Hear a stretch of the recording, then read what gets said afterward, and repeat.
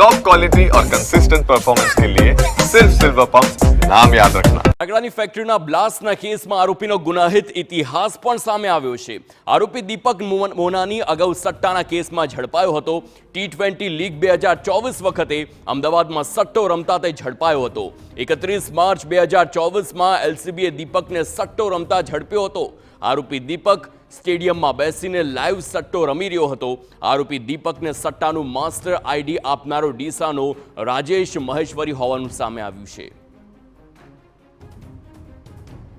તો જે આ આરોપી છે તે અગાઉ સટ્ટાના કેસમાં પણ ઝડપાયો હોવાનું સામે આવ્યું છે। આ એ શખ્સ જે સ્ટેડિયમમાં બેસીને લાઈવ સટ્ટો રમતો હતો અને તેની જ હવે આ ગેરકાયદે ફેક્ટરી ઝડપાઈ છે, એટલે કે ગુનાહિત ઇતિહાસ પહેલેથી જ ધરાવે છે અને વારંવાર આ પ્રકારના ગુના આચરતો હોય તે સામે આવ્યું છે।